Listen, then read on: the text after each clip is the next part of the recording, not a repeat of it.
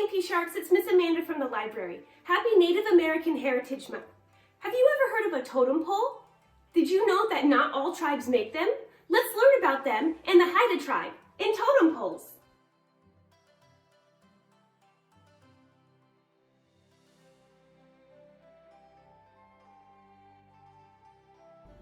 Totem poles. Written by Jennifer Frantz. Illustrated by Alan Itzen. The Pacific Northwest, 1750. It is a big day for the Haida tribe. Drums beat and voices chant. People in costumes are dancing. There is a smoky smell of fish roasting. Many people from other Haida villages are here. They have come to help put up a totem pole. A large hole has been dug in the ground. 50 strong men have been chosen. They will lift the pole. Slowly, slowly, the men rise the pole. The men take many breaks. The totem pole is very heavy. It is hard work.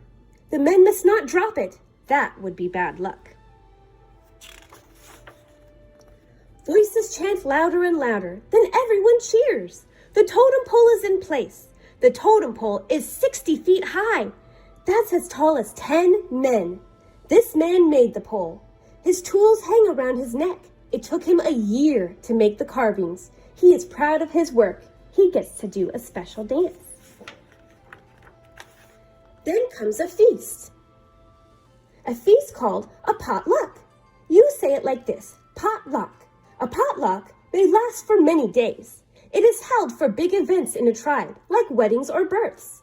The potluck shows people from other Haida clans that this family is rich and powerful.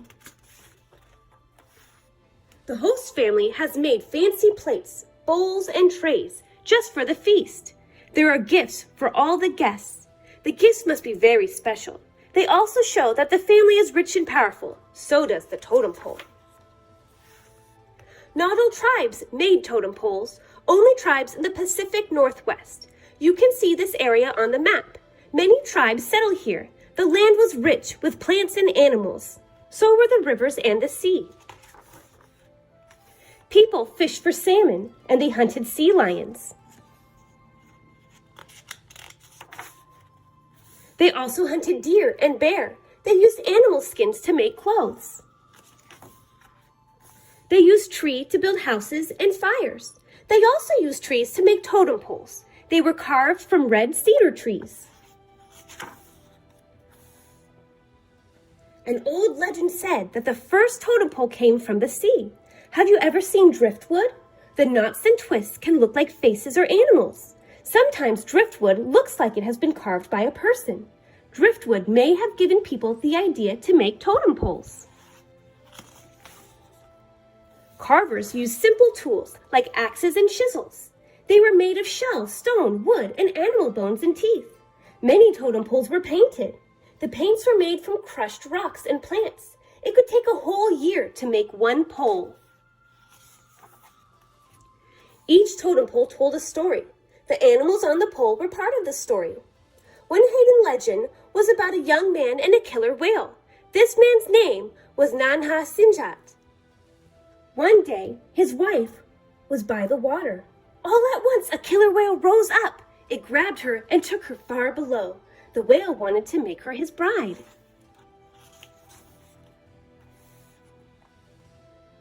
Nasanjima drove in after her. He found where the whale lived. He spilled a pot of water onto the fire. Steam filled the room. Nasanjima, pictures. Do you see the whale? What else do you see? The Haida did not have books. Totem poles were a way that stories could be passed on. Totem poles also kept track of a family's history. The Haida people had two main groups, the eagles and the ravens. Look at this totem pole. It belongs to the eagle group. Do you see the eagle on the top of the pole? In each main group, there were smaller groups or families. Each family had its own animal. One family might pick the beaver. The beaver would appear on all of their totem poles. Do you see the beaver?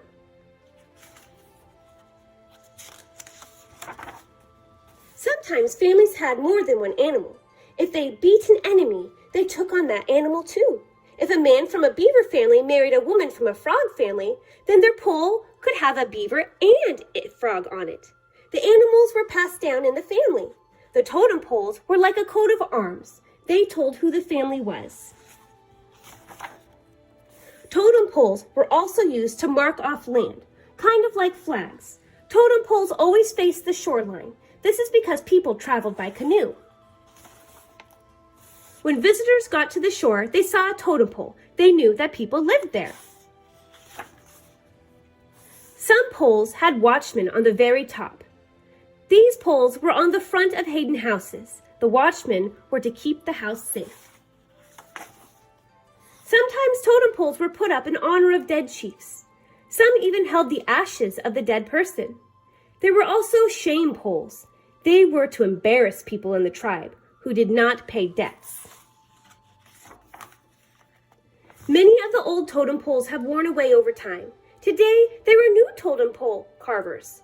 They try to keep the old ways alive. They pass down the art and stories of totem poles, just as others did long ago.